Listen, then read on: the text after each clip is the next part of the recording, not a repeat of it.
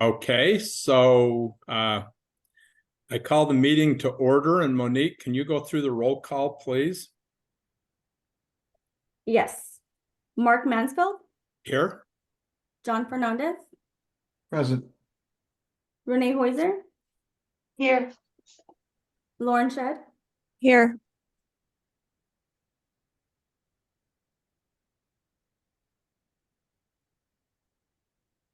Okay, so that means we've got a quorum. So thanks everybody for making time to be here.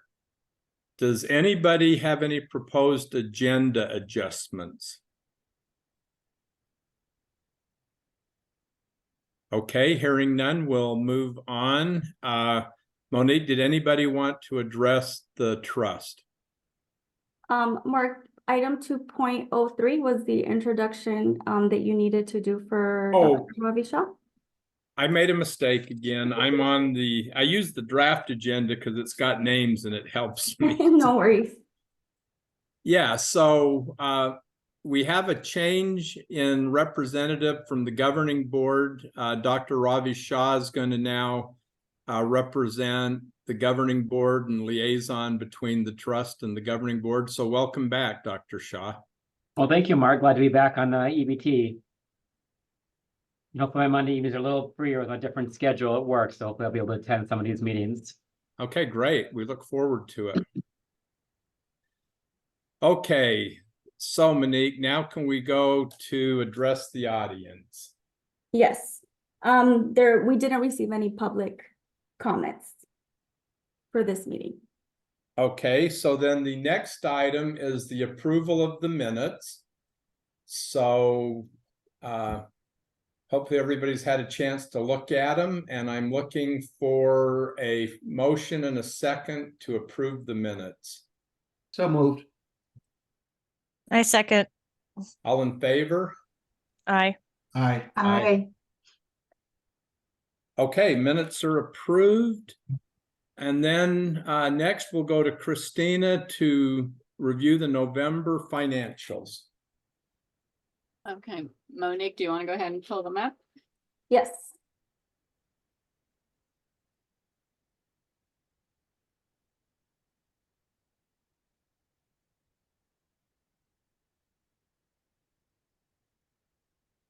Can everyone see my screen? Yes. Yes. Okay. Okay, you can go ahead and go to page 2. Okay, your balance sheet's a little shorter now. November was the month that we transferred all investments that were being held by Wells Fargo over to the county treasurer. So currently we have cash on deposit with the county at 26 million. We have an impressed account with UMR for 590,000.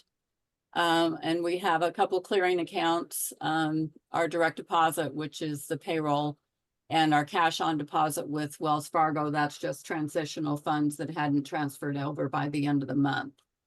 In terms of liabilities, we have 629 in claims and fees that were outstanding at November 30th. And then the differential on the payroll taxes, again, because of a timing item. Long-term liabilities, the IBNR calculation, which was as of September 30th, was 2.7 million. And then when you scroll on down is the equity accounts, which is just the balancing out between your assets and your liabilities. On the statement of revenue and expenditure for the month of November had net fees after the subsidy of $3 million. Total expenditures were 3.3 million. That left us with a net ordinary loss of 212. And there was a small change during the cash out of the investments. There was a small change in the month, so we had to book that unrealized change in value of investments of almost $4,000 to take into account that differential that occurred when we cashed them out. If you'll go a little bit further down, Monique, that left us with $216,000 loss in the month of November. The comparative between current year and last year Our revenues are a little bit higher up, even with the subsidy, $546,000. Interest on investments are up $268,000. Miscellaneous other items that came through, I think there was a payout for a class action suit and a couple other claims. That gives us gross revenue of almost 15 million for the current year. And we were at almost 14 million for the previous year. Total expenditures were 15.4 current year, 14.2 the prior year. Most of the increase, medical costs, that includes prescription, medical, value-based performance, that sort of thing, was up $1.7 million. Our IBNR calculation to date is down $500,000. So total expenditures were $1.2 million higher than the year before. That left us with a net ordinary loss of almost $550,000 for the current year. It was at $229,000 the previous year. Scroll down a little, Monique. Our other income was 1.5 for prescription rebates. Last year it was 1.1. Then we have change in value of investments. So that was 90,000, and then unrealized, which is what was occurring during the year, and then realized, which was 43,000. That's where we've cashed it in, and now we've recognized that loss differential that I always told you not to pay attention to in the past because it was on paper. Once we've cashed it in, then it's finally hit the books, the differential between the cost of the CD and the value at time of cashing in. Going down to that lower section, there's where the change in value of investments differential occurred. It was a $266,000 differential between what we purchased those for and what their market value was at the time of cashing in. A small change in accounts payable, and then the IBNR investment adjustment. At the end of the year, taking into account the reserves for IBNR, we have $23.8 million in reserves. Last year we had 18.4. Next pay. Oh, and we had payouts. Large payouts in November. We had 6 of them, over $50,000, totaling $432,000. Okay, next page, Monique. This is just a summary of the supplemental information, general information. Pima County is at 5% in their rates for interest. And you can just go to the next page, Monique. This is another statement of cash flow. The net income was approximately 1 million to date. The change in the accounts payable, these are all non-cash items. Payroll taxes payable, that change in value of investment, which we had been accounting for all along in the IBNR. That was $390,000 change. That's cash provided by operating activities, 663,000. And that brings us down to the total cash and investments we had at the end of November of 26.6 million. Next page, Monique. This is just a summary of the investment. So I just summarized what their cost was, what their market value was, and the last column was the penalty on redemption at the time when we cashed them in. And Ricky had explained his the recovery period for that on the previous meeting. So we'll be recovering that due to the higher interest rates that we're getting from the county. Okay, next page, Monique. This is just statistical information. The upper section is just an overview of premium and expense, subsidy amounts, and rebates that have accumulated. Our average member cost, our average member is 4,269. That's down 211 members from the year before. Graphical representation right there. If you go down a little bit more, Monique. The average revenue per member per month against the cost per member per month was $49.66. Previous years, it was about $5. So that's up quite a bit from the year before. And then a graphical representation below. Christina, Yes. is the employee count, is that expected to stay there, or is the district, having a hard time hiring people like a lot of industries? I'm not sure. That would be kind of a Ricky. I know we have a lot of vacancies, but some of that is that some people don't take our benefits because they've got Yeah, spouses in the military and that sort of thing. that's right. Yeah, that's mostly the case. We have more people who choose to not take our plan. With the exception of the single only PPO plan, most people are priced out, unfortunately, out of our plans. And so they choose to work with alternative options they may have. Okay. The average membership kind of follow-up question, is that including family members and spouses or just the employee members? These counts are just the employee members.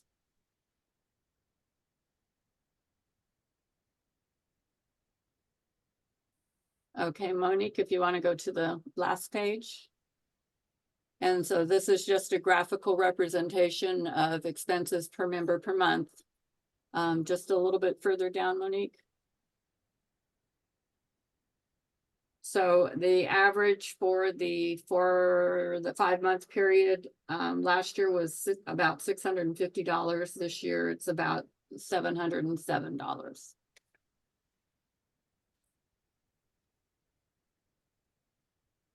Is there any other questions on the financial?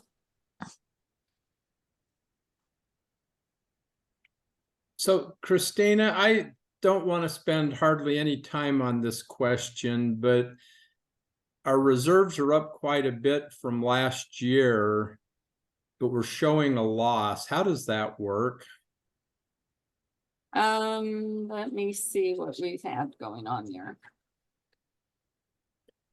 I'm not complaining, believe me. So,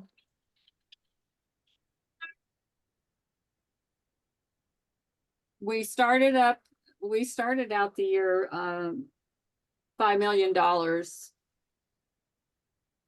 higher than we did the year before, just in starting the year with the reserves, or the cash and investment balance. So even though we're at a loss, I'm trying to see which items would be impactful.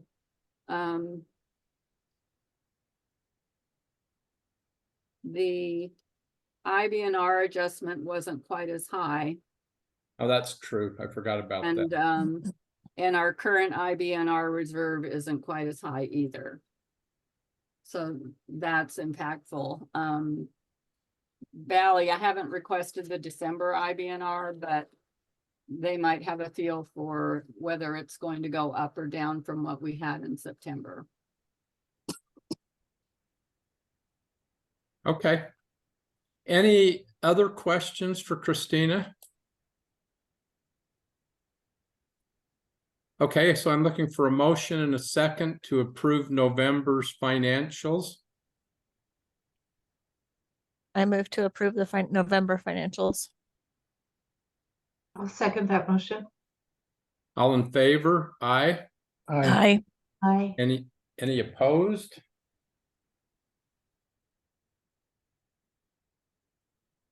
Okay, financials are approved. So now we're into item 5. So the first is the UMR annual review.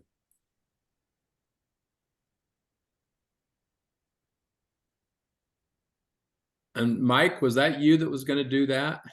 This is Mike Martin. Mike Parkin, are you going to kick it off, or I will go right to sharing my screen? Yeah, I can kick it off real quick. So I just wanted to introduce ourselves real fast. I'm Mike Parkin, and I'm your account executive on the UMR side. And Brandon Carpenter is also on the phone. He is the director of account management at UMR. And then Mike Martin, not to be confused with Mike Parkin, is going to be running through the reporting here for you right now. So Mike, go ahead and kick it off. And Yeah, I'm clicking share screen and it gives me the message host disabled participant screen sharing. I did think I was joining with additional access when I clicked in, but it's not allowing me to screen share right now. No, I you can you see should everything. be, but Rosie or I will fix it. Just Okay. one I- moment. Yeah, if we can try it one more I time. think I'm please. in. Okay, perfect.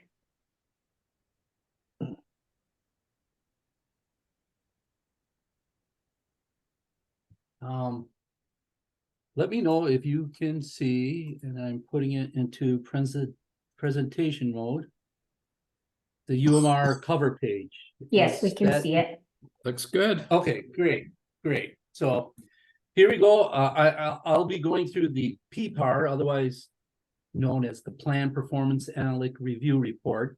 And I'm going to just jump to the table of contents and level set a few things here as I get going. We're going to be looking at the current year being for claims that were incurred from July of 2022 through June of 2023 that had been paid by September 30th of 2023. So when you see the previous year, of course, that's going to be that same July through June time span with run out through September.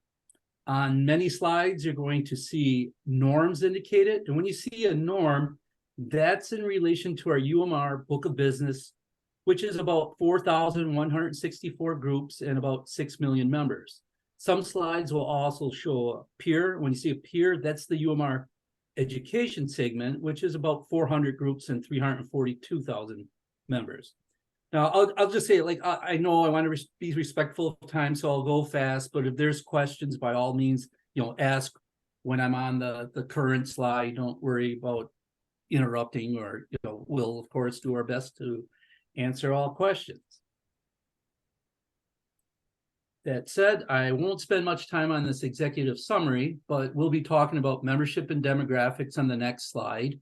We'll be seeing a lot of cost information in this report. So you can see here cost trend being called out, and that's on a PM basis per member per month, an increase versus the previous year by just 0.4%. We'll see breakouts of high cost claimants versus non-high cost claimants and talk more about that shortly. You'll see top categories of costs, and pretty much on every slide, there'll be some engagement or utilization statistic. Here, ER, which is emergency room, utilization is being called as decreasing, and that's based upon visits per 1,000, but some of these stats will be percent of members or surgeries per 1,000, members per 1,000, and we'll talk some about telehealth and well visits as well. So I'll move to the enrollment and cost summary slide.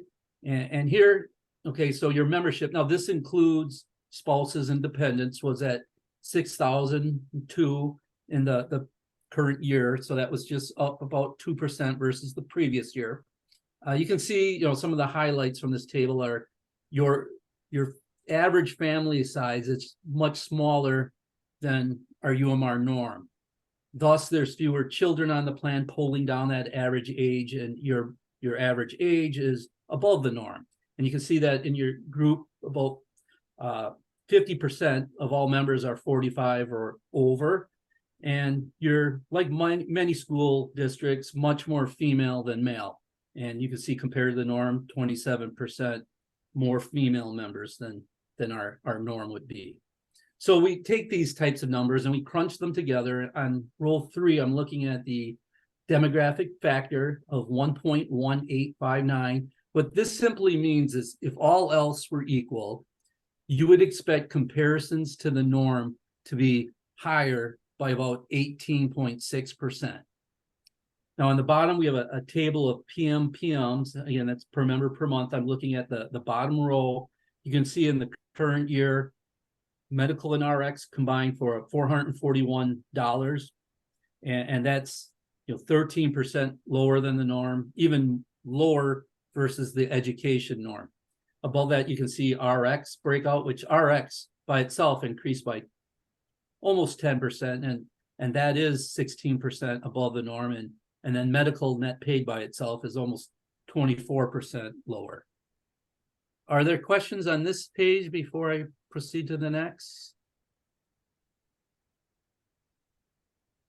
Okay, on this cost trend page, we now take that PMPM and we break it into high cost claimants versus non-high cost claimants. So high cost claimants are defined as those members that are $50,000 of medical and RX combined costs.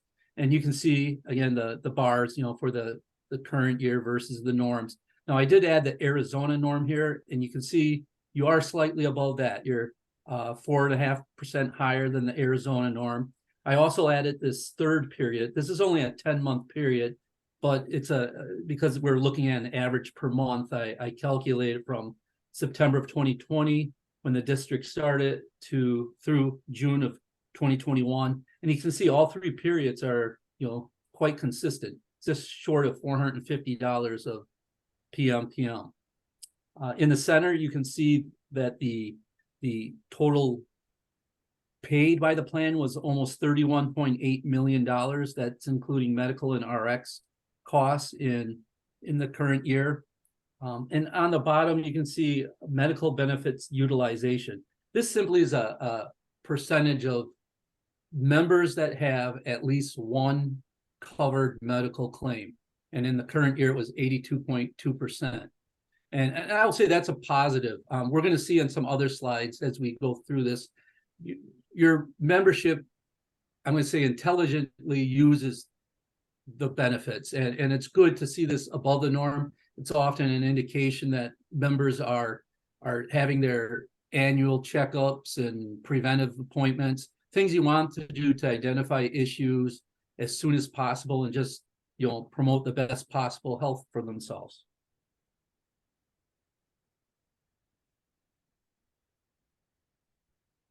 UMR has 25 major diagnostic categories. On this slide, we're showing the top 6 in terms of cost. So the bar I'm kind of encircling here is the current year, and you can see the costliest category is musculoskeletal, and that's of course the knees and bones and hips and joints, backs all fall into that category. To the right, you can see the three highest impact areas within musculoskeletal. So that, and I'm not sure how to pronounce that, amyloidosis, which is kind of a rare, it's seen very rarely, but it started in the bone marrow, a disease. So you can see that alone was your top claimant with $800,000 almost of costs. Then you see some more typical, such as spondylopathies, which is a back issue, and osteoarthritis of the knee.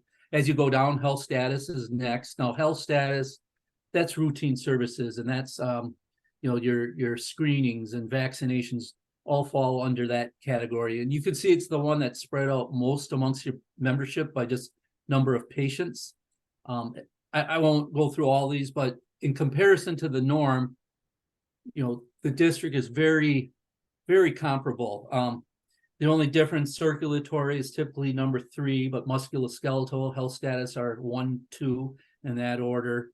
Mental health, which we'll have a slide later for mental health, that in our book of business is number 11. But I am seeing more and more groups where mental health is popping into the top 6. And again, we'll talk a bit more about that shortly. Can you take me through that The high date cost again?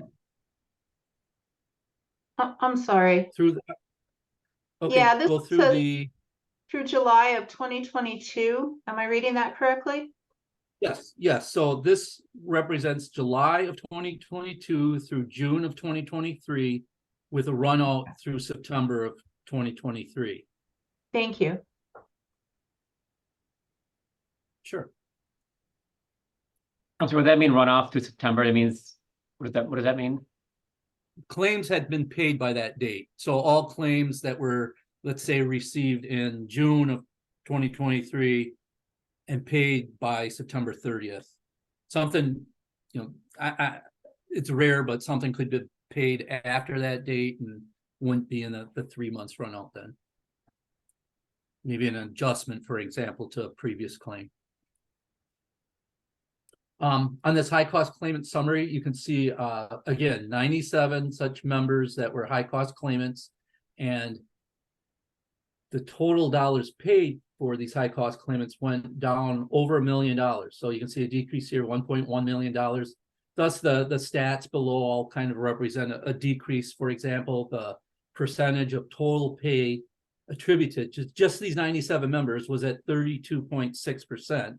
But if you look over at a norm, you know, for high cost claimants, it's normally 43.5%. So 25% below that. High cost claimant PMPM again, you can see it decreasing well below the norm. Now on the bottom, you see the top conditions, and these are the conditions for these 97 members. And this endocrine disorder, this is again your top claimant. So it's the conditions and endocrine disorder, but the diagnostic category was musculoskeletal. And you can see chemotherapy encounters where, you know, that's going to typically be associated with the treatment of cancer. As I go through here, I don't know if there's any questions. Infections is sepsis that makes up this category, and you can see the others. I have a question. Do we have separate insurance for the like over $1 million over the threshold, or everything can run a trust regardless of the amount? Yeah, the stop loss, I'm not sure how that works for your group. I don't know if Mike or Brandon have more to offer. What I'm showing is just the medical cost. So this does not account for any, you know, anything rebated through prescriptions or anything returned because of any stop loss coverage. I just don't know that. Yeah, so these are all gross claims. So your stop loss is set at $1 million right now per individual. But that has nothing to do with this report. I'm sorry, you said 7 million? No, 1 million. 1 million, okay. Okay. Thank you. On this key indicator page, we're looking at 4 high cost impact areas. And as you look at these graphs, lines pertain to utilization, the bars are costs. So for inpatient admissions, you can see the rate of admissions per 1,000 decreased significantly, almost 21%. And the paid per admission went down as well. So overall, for admissions in the current year, it went from decreased from 7 million the previous year down to 5.2. And often this graph will reflect what happened with the high cost claimant total dollars. You know, we saw over $1 million decrease there. You're seeing decrease here as well. Next graph is outpatient surgery. So again, the orange line, now it's surgeries per 1,000. You can see a slight decrease, but the cost per surgery did increase. I did some digging into that. Top areas of costs are, again, musculoskeletal, but specifically with the knees, outpatient surgery. There's some hip outpatient surgeries, some back procedures. Also driving up the cost per procedure were a couple relate to circulatory. I think one was, or a couple relate to pacemakers. And of course, those are all well above the 2251 that's shown for the price for per surgery. As I go to the lower left corner, office visits and telehealth. Office visits are the bright green and the orange line. Nothing really changed there. Telehealth, you see a significant increase in cost per telehealth visit. That's the darker green bar increasing. Well, that's due to telehealth more mental health visits. So telehealth, the use of Skype to see a provider. So more of your members using telehealth in the current year for mental health appointments than in the previous year. And those, of course, are more costly than the, you know, maybe just a telehealth visit with a normal PCP, if you will. And then finally, in the key services, probably what sticks out most is the injectable drugs. Again, this is reflecting what we saw with the chemotherapy costs on a previous high cost claimant slide, where saw an uptick there, and you can see an uptick with injectable drugs, and it's over the norm. And I should point, injectable drugs on this slide are those paid under the medical plan. Are there questions before I go to the next slide? Okay, on-demand care. Mike, I do have a question. So the decreases we're seeing, is any of that tied to COVID and that settling down a little bit, or is it just the kind of year we had? It could be COVID, some could be COVID. I mean, I don't want to overemphasize it, but in just a couple slides, I know we'll see reasons for on-demand care. And there is a definitely a COVID reason, but it's greatly decreased in the current year versus the previous. And so urgent care visits were down as far as COVID visits. So some of that decrease is attributed to COVID. I don't know off the top of my head what in the previous year for admissions was directly, possibly COVID driven, but there could have been a number of individuals still in the, this previous year that had hospital stays due to COVID and fewer in the current year. So I guess the bottom line is I don't know for sure that answer, but definitely possible.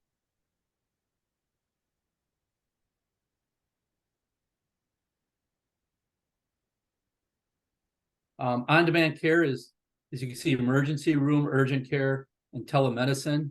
So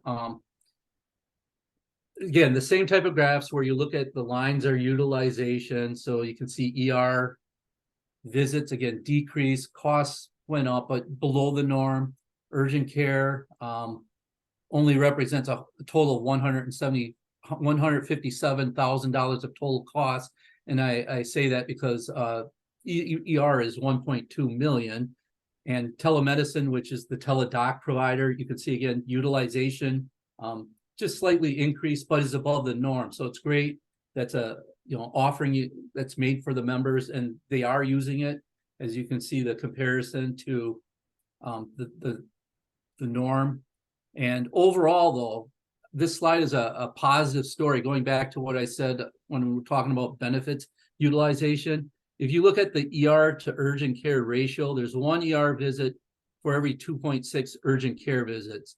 Now, our norm is 1 to 1.3. So this is showing that members are making decisions of what type of care to use that benefits themselves and the plan, is evident by this graph in the lower right, where you can see the bright orange are the members' out-of-pocket costs, and then the dark blue is the cost of the plan.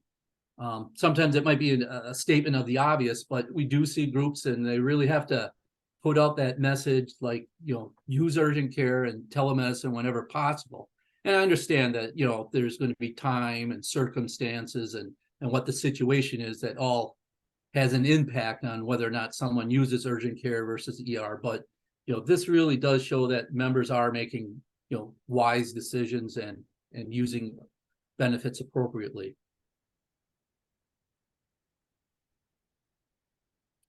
This just slide, I call it the reason, just kind of gives you the reasons for these visits. So the teal is ER, so chest pain and abdominal pain you would expect to see.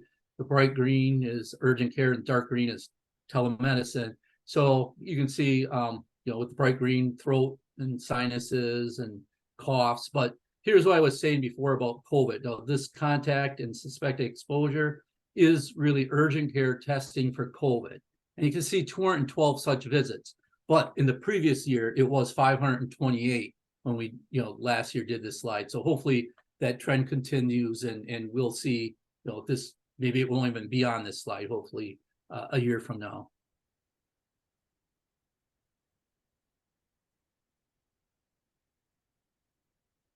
Preventive screenings and well visits. Again, this is a positive for the membership. And I say that the middle bar is the current year. So as you look across at the screenings and well visits, you can see one, that each one increased from the previous year, and two, they're all above the norm. Now, I guess cervical cancer you can see is flat, but it is at the norm, and all the others, you do see that increase and above the norm.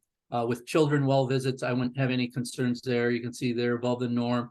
That minus percentage kind of sticks out, that you know, that category of 0 to 15 months decrease, but you know, there's not that many eligible, so just a couple more, you know, appointments probably would have increased that percentage. And like I said, you're above the norm. So again, this is a positive slide.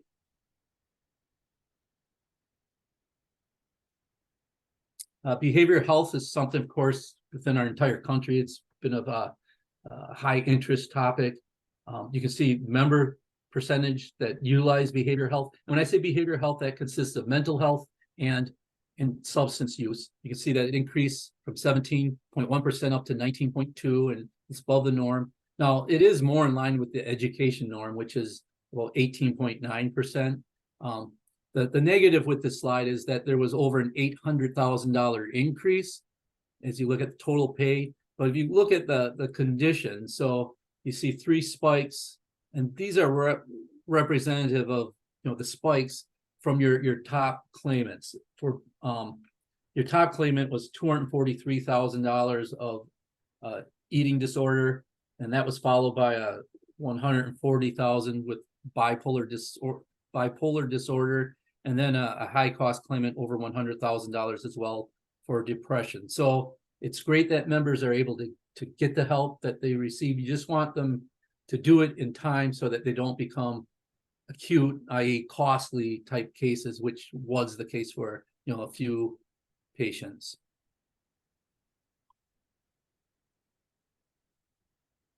The cancer slide kind of shows a pretty similar to the previous year. You can see this graph to the right is the PM. You can see it's below the norm.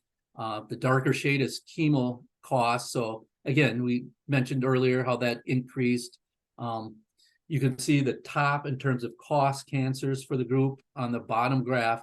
And as you look at this, these dash marks all over are prevalence and the bars are cost. So as you look at breast cancer, you can see that the prevalence is higher than the norm.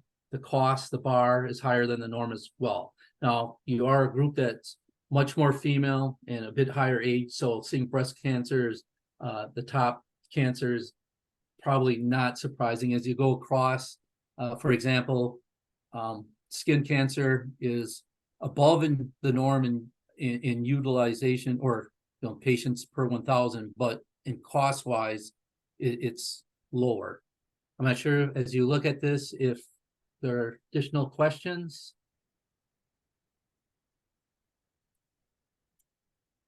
Musculoskeletal, we kind of mentioned earlier how it's the top diagnostic category. You can actually see on here percent of all members that had a musculoskeletal claim, relatively the same, from 29.8 to 30%. Cost wise, though, it went up 10%, but this is where that top claimant, you know, had $800,000 basically a cost. So the PMPM did increase, but without that top claimant, of course, the PMPM would have decreased.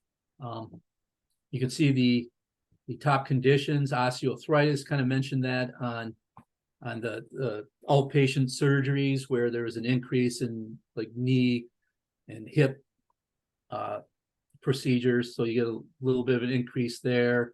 Back pain, we saw spondylopathies kind of drives a big chunk of that. And those two were really the only two that increased from the, you know, versus the other two that are shown here. And Mike, I think, did you want to say? Yeah, so I just wanted to mention that UMR is looking at the possibility of a partnership with a company called Hinge Health that offers members an option for virtual PT services that addresses preventive care, acute injuries, and also chronic, to help lower the musculoskeletal costs. And from my understanding, Valley Schools has already implemented Hinge Health with a lot of their other districts. So if you have questions about the program or want a demo for that, have Rosie reach out to Valley Schools and they can discuss that program in more detail if you think that's something that you wanted to look at. Mike, back to you. Okay, so I just have the one last slide for type 2 diabetes, and we're showing here 10.7% of employees and spouses with type 2 diabetes, a bit higher than the norm, but I will just remind the age is much higher, and with increased age, these chronic conditions, we do see an increase, so that's part of the reason. But of course, not that this is you would expect that they're more costly, but this graph does show on average about 2.5 times more costs with those with type 2 diabetes than those without. And as you look at those 523 members, 76% of them have a comorbidity. Hypertension's the most frequent, followed by lipid disorders, but that kind of puts that emphasis on doing the right things all the more important, which is, we can't of course show like diet type in the graph, but we can show diabetes screenings breakout.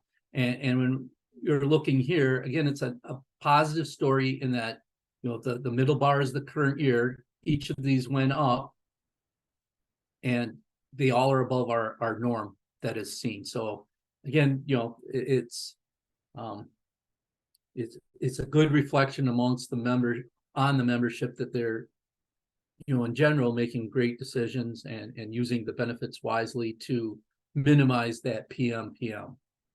And with that, I'm not sure there's questions, but this is the last slide, and Mike, I'll throw it back to you otherwise. Yeah, does anybody have any questions about what we reviewed here?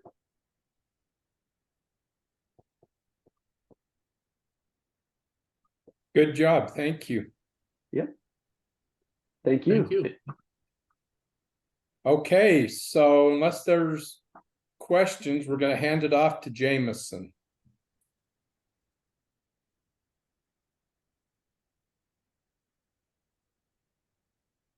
All right, Elvis, you were supposed to send me the monthly report. Or does Rosie, do you have it? Yes, Monique, or I will pull that up. One moment. Thanks. So this report should be through December. It's through November. Oh, is it through November? Yeah, December comes out in a couple days.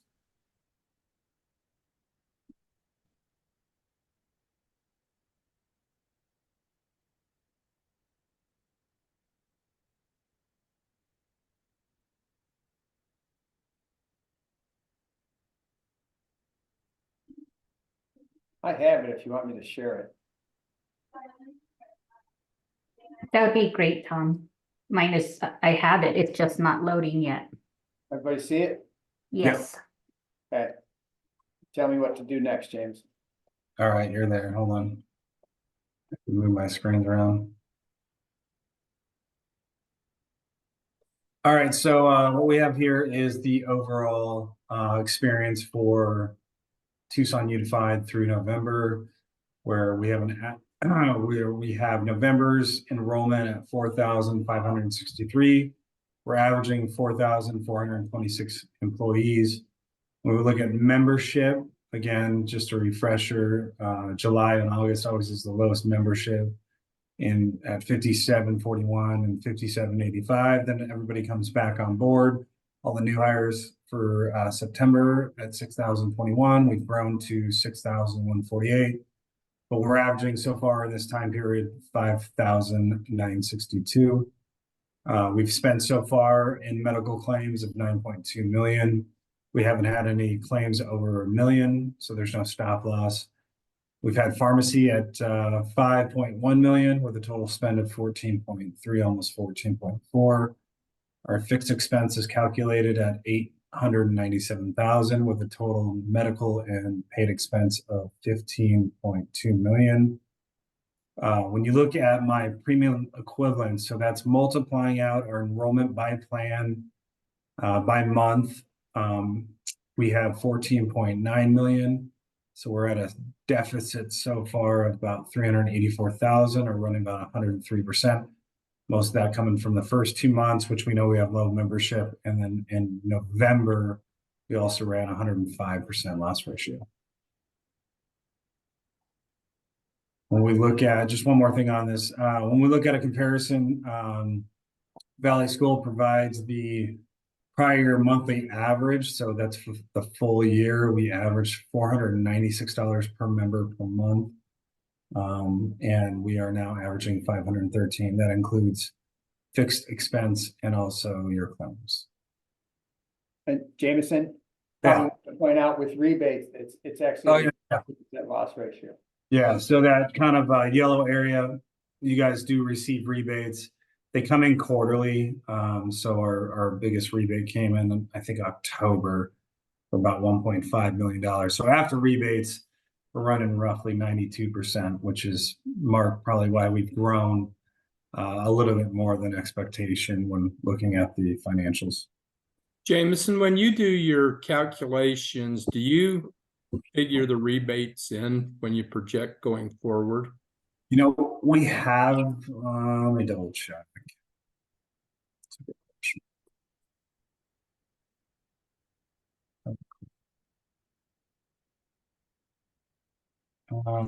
Yes, I do. I put, so far we're expected $73. So yeah, when I do the underwriting, you'll see on row 13 on the far right, $55 per member per month and $68. And then I'm projecting 73 as we've grown and our overall pharmacy spend. Thanks, Thank Tom. you. You're really good at this.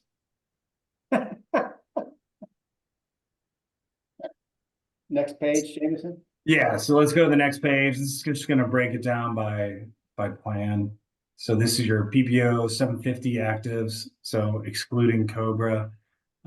This is where we know most of our unhealthy population that's trying to manage their health conditions. This is where they're going to most likely gravitate to.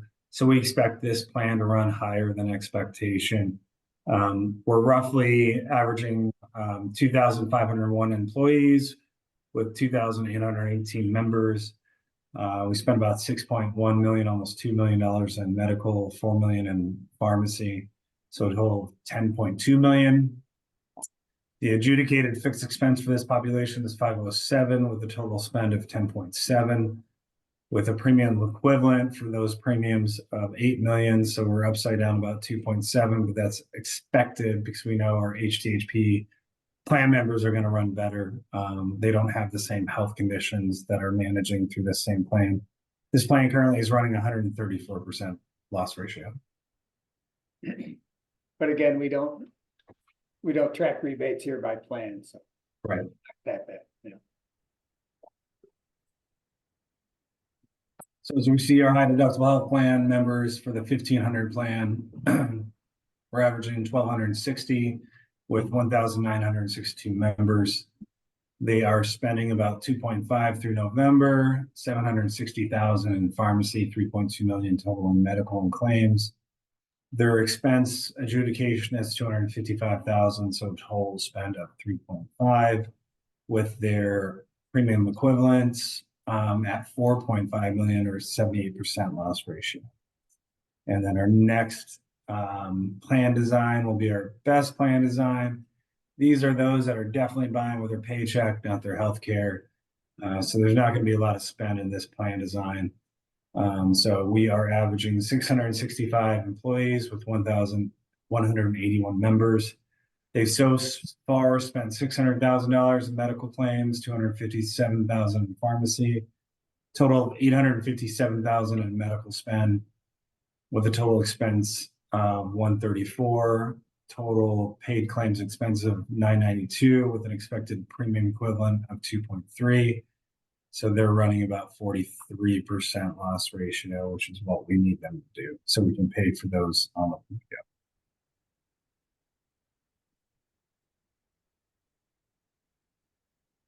The rest is just enrollment information. Yeah, the rest is enrollment by plan and active versus Cobra.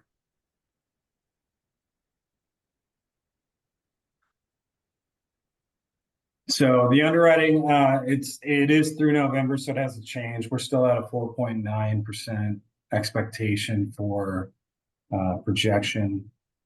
Really, at the end of the day, I think that's a good projection for you. for 24-25. It's really just looking at how much we want to use as a subsidy compared to prior years going forward for 2024-25. So I think that's, Ricky, you're kind of your zone there.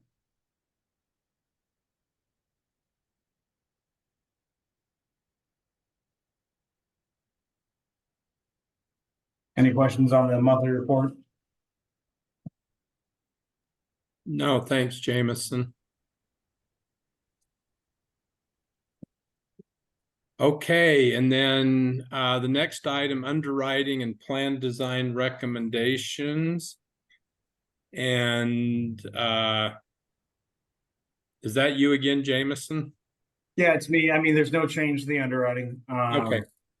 But I'll show kind of where we are. Move my screens around again.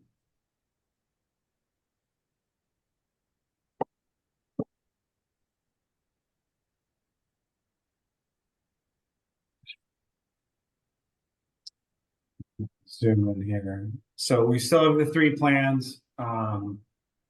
The 2 high deductible health plans, we do have to change their deductible because of the IRS minimums.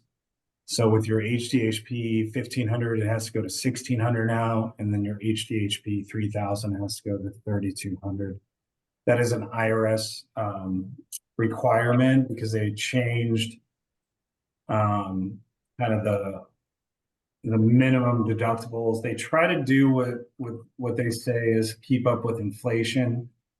And so as inflation rises, they continually increase the deductible to, I guess, kind of match the inflation. Not something I think Tucson wants to do to their plan designs, but unfortunately, having these plan designs that require these minimum deductibles to allow the HSA contribution, we have to abide by those benefit adjustments.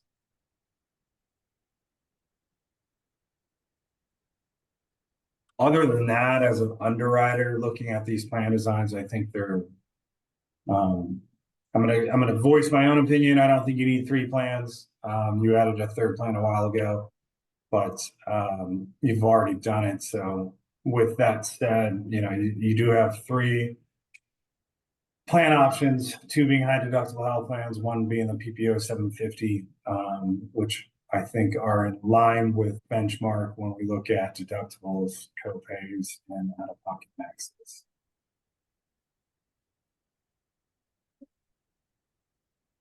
Okay, any questions on this? Okay, so we'll move to the next item, which is contribution strategy, and that's Ricky and Tom. Take it away, Tom.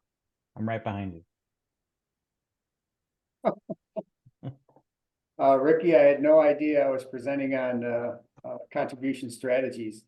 I mean, I can talk through it. What's that? I can talk through it if Monique or Rosie want to put up the. Yeah, put it Yes. up. I reviewed it. I checked it. I proofed it.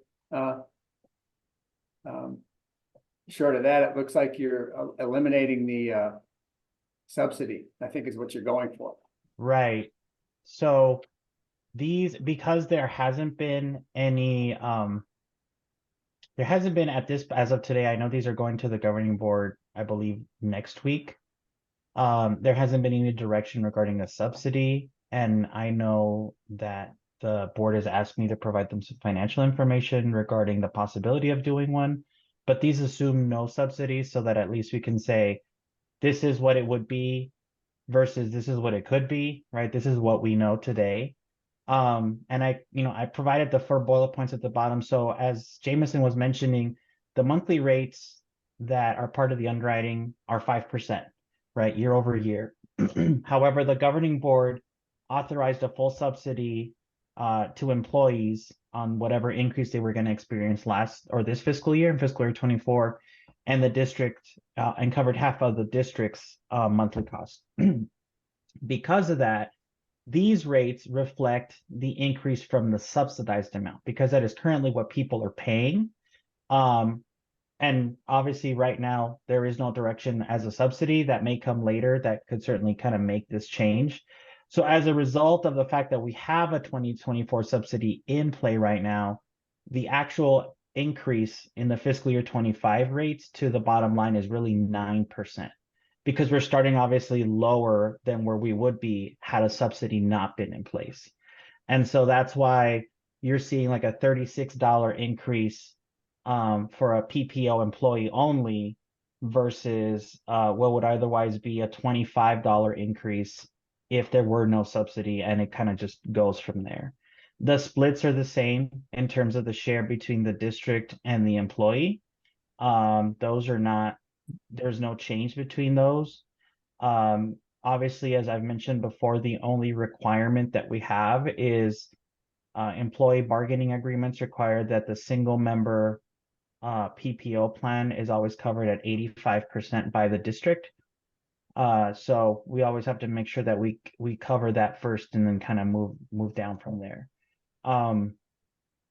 The projections that I provided to the governing board and the financials that I give them every so often already incorporate this 5% increase in terms of the annual expense. So these are kind of built in already based on what we knew. We thought we were going with like a much higher one. When it came at 5, that was great, but obviously we're kind of starting at the, a little bit lower than that. So we, for the most part, have accounted for financially for some of this. So yeah, if you guys have any questions.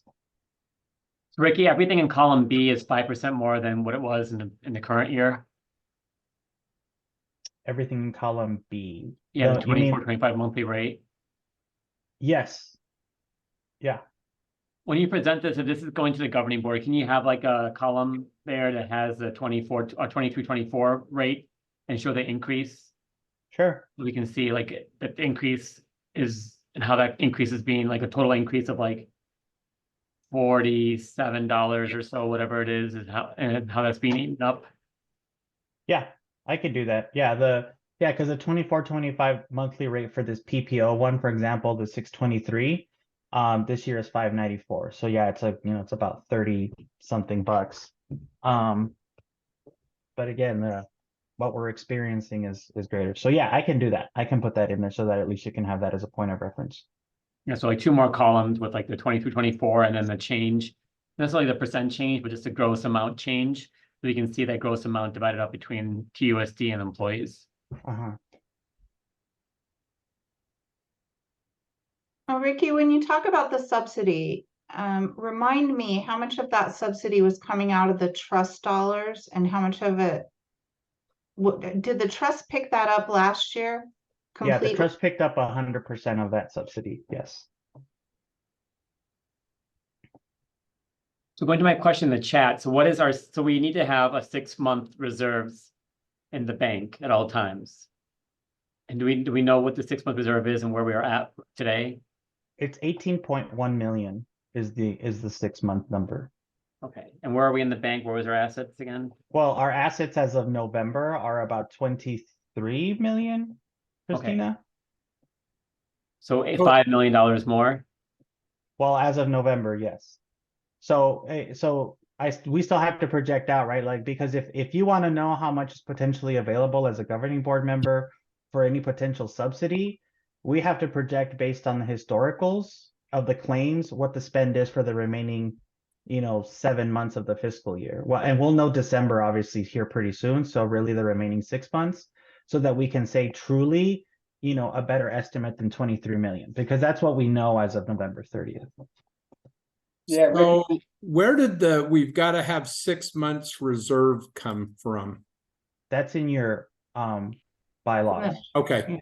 I couldn't remember if that was in there or not. So thank you.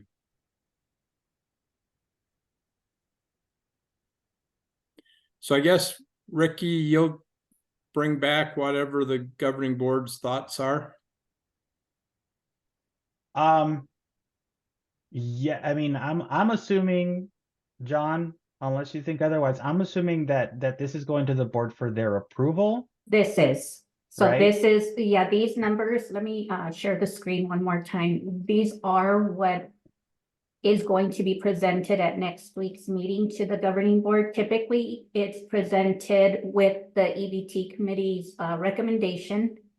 It's typically done in the month of February, but we were notified that they are requesting that this information be presented on the June 30th of this month, or excuse me, January 30th governing board meeting.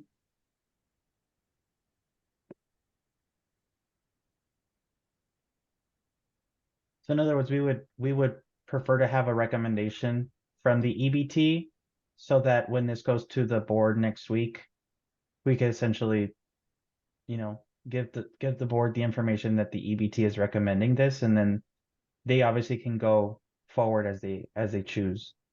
So Ricky, do you want us to have a motion and a vote on this? Yes, please.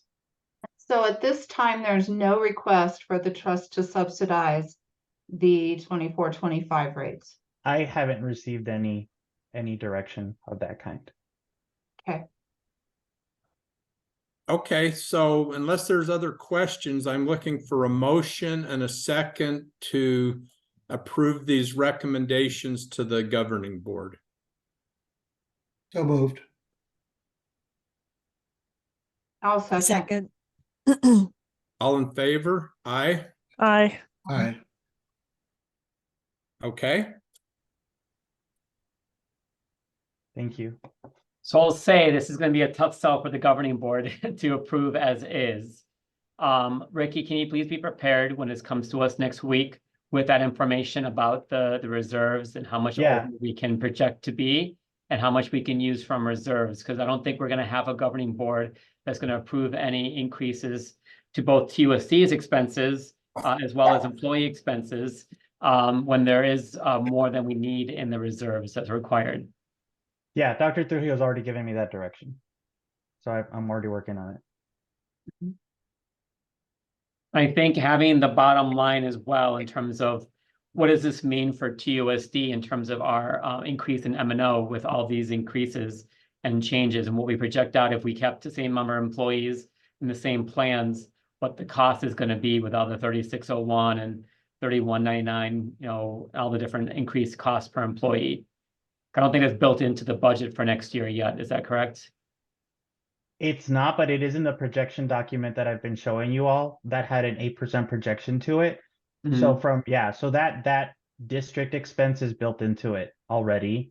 So we know we went on the high side, which is currently the amount. If ultimately you guys decide to use a subsidy of any type, and then obviously then we're just moving away from that number, and that just makes our projection look better. So I mean, from a financial planning standpoint, we incorporated an 8% already based on what Valley provided us last spring in terms of some feedback. And I guess in terms of like this is contribution strategy for next year, and just kind of just say a couple of things. So I'm really excited to be part of this group. I think I was on this group the first year and a half or so of my board service.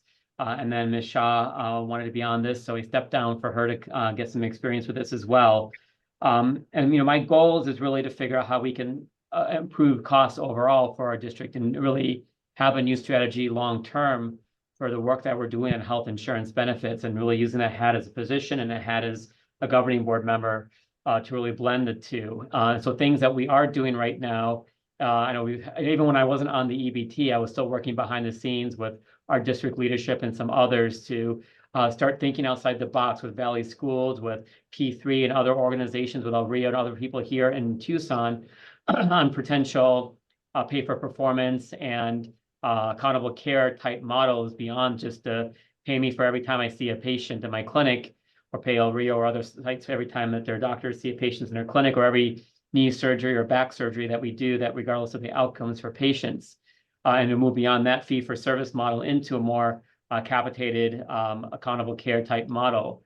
So there's a lot of conversations around this, and that would require some major changes to our health insurance benefits that affect the staff. And so one thing also I'm working on more recently is putting together a task force made up of the union members and union leadership to really look at potential changes that the EBT might propose in the future. We look at capitated and other accountable care type models that limit networks, but increase better outcomes for our employees health-wise and reduce costs for the system overall.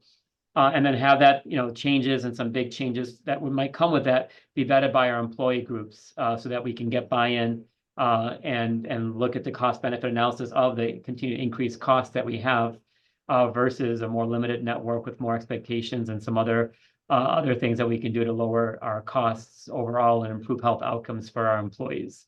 So things in the woodworks that have been on the woodworks for the last year and a half or plus, and hopefully over the next couple of years, things that might start making an impact on some of these cost value numbers.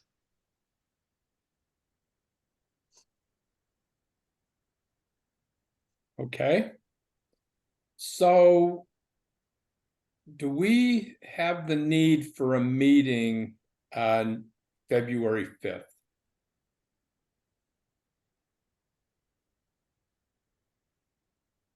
If I can just chime in here for that, looking at the planning calendar for the committee in past years, you typically don't hold a February meeting because that's generally when the recommendation goes to the governing board.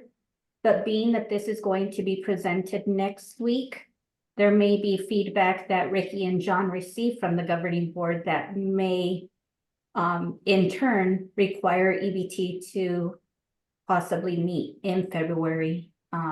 If there's talks about that subsidy and other options, there may be a need for a February meeting.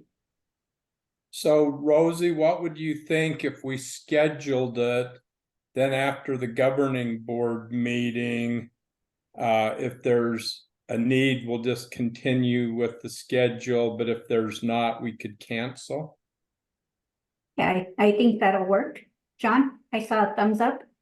You're good with that? Yeah, just go ahead and put it on the calendar, just so we Okay. can have it available, and then we can cancel it if there's no need. Okay. So as soon as we know and we hear back after the meeting next week, then we will notify the committee as far as whether or not we need to hold that February meeting then. Okay.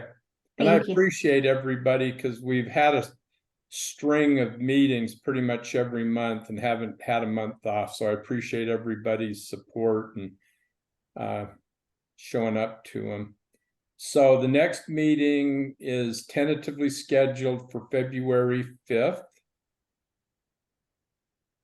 And again, I'm always worried that we have 3 trustee slots open and I'm at a loss. I've tapped out all my contacts at El Rio, can't get anybody to bite. I tried to reach out to the Tucson Greater Leadership Council, didn't get anything back from them. If you know anybody that's interested in this and would like to serve, we could sure use a couple more people. And then with that, so Rosie and Monique, could you hang on for just a second after we adjourn? Yes. Can I Okay, ask if there's any room to move the meeting to 5 p.m. instead of 5:30 on the 5th? I have an event at 6 o'clock I need to be at. If we do need to have the meeting. On our side of things, 5 o'clock would be okay, Mark? Yeah, And how to does the it rest of work the for committee, are you guys Lauren? okay with moving it up 30 minutes? Renee and Lauren? Yeah, it's fine. Okay, Okay, so Dr. Shaw, when we send out that save the date for February 5th, it will be noted at 5 o'clock. Thank you. You're welcome. okay, so I'm looking for a motion and a second to adjourn. I move that we adjourn tonight's